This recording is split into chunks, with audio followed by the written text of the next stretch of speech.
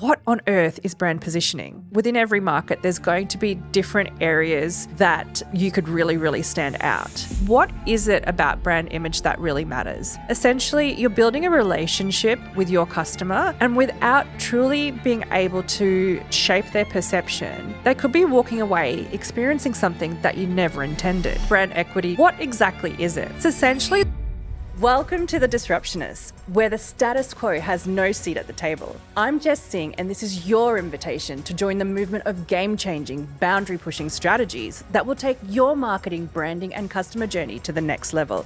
Let's get disruptive. I'm here to talk about something that you may be wondering how much you need to know about. And it's the concept of branding lingo.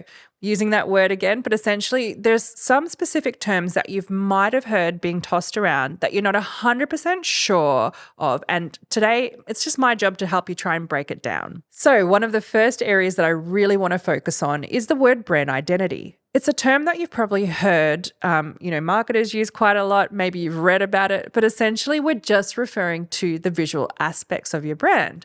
So everything from the logo to the different colors that you use to typography. Now, even within that, you might be wondering what typography is. In simple terms, it's just the types of fonts that you're using. And the whole key here is to make sure that you're always consistent. So if I was to say, what do you think is Coca-Cola's brand identity? They've got a very specific red that you would identify with, and the fact that their logo and the typography that they use is white. Another word that we can break down is the concept of brand image. What is it that we're referring to when we speak about brand image? Essentially, it's what is perceived by your customer. It is what they feel after they've engaged with your brand. And the top brand that comes to my mind in terms of an image is Apple and its association with innovation and pretty much easy to use, high quality products. We're talking about the lingo here, but what is it about brand image that really matters? Essentially, you're building a relationship with your customer, and without truly being able to shape their perception, they could be walking away experiencing something that you never intended. For example, going back to Apple, if they're all about innovation and that's the image that they want to portray, yet when you walk into their store, the experience that they leave with is, oh, these products seem to be a bit outdated, the software is kind of laggy. Does that really allow them to enhance their brand image, which is innovation? And the answer is no. So when you're thinking about your brand image, make sure that what you want to be is coming through in terms of the customer experience that you're able to provide. So let's talk about brand equity next. What exactly is it? It's essentially the value that you're actually able to add because of who you are and what you stand for.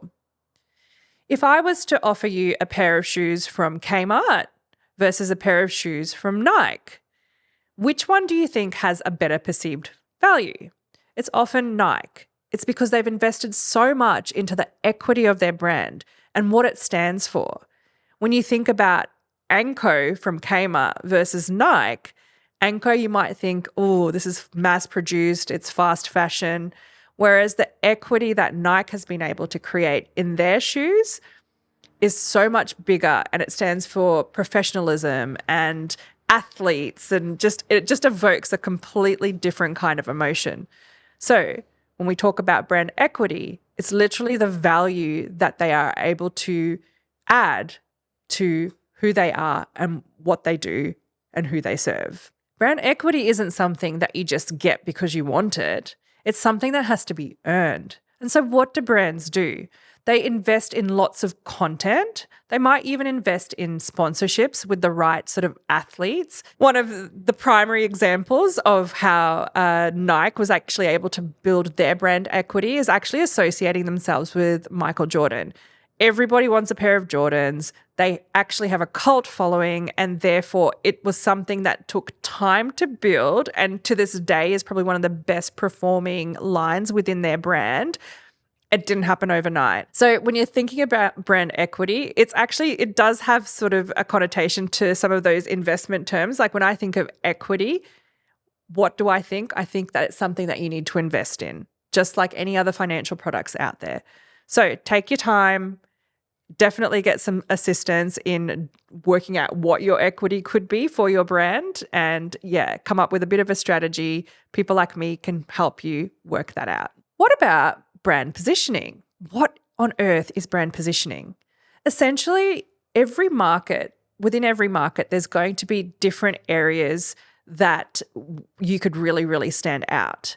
So when I think of fitness brands, I'm thinking of brands that could be really targeted to the male that wants to, really go out there and bodybuild and, win competitions. That's a really different type of positioning from someone like, I think it's a fitness brand of gyms called Curves, which is specifically targeting women. Even the name itself, Curves, it's attractive to that female audience who aren't there to build muscle, but maybe just get toned.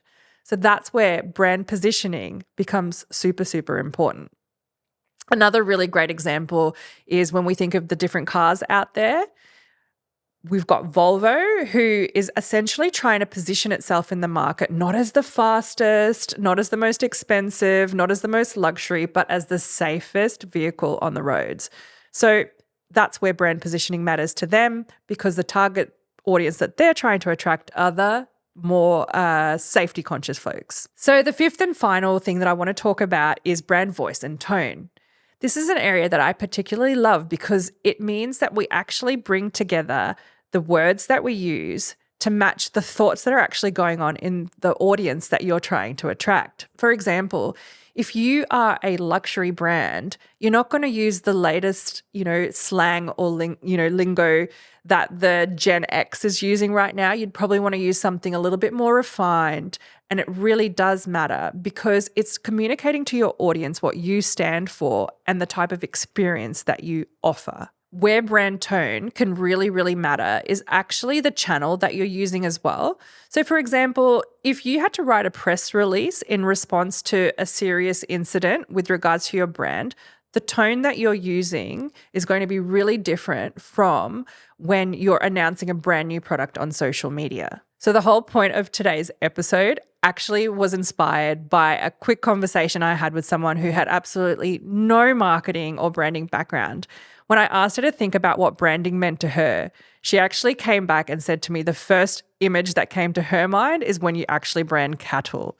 That is why topics like today, where we break down terms that we haven't often come across, is super, super important. So I'm here to help hear from you what you'd like me to actually help explain more so that we can help build better businesses with thriving marketing and branding campaigns. Thanks for joining me on The Disruptionists. If this episode sparked new ideas or challenged your thinking, I'd love your support with a 5-star review on Apple Podcasts and Spotify.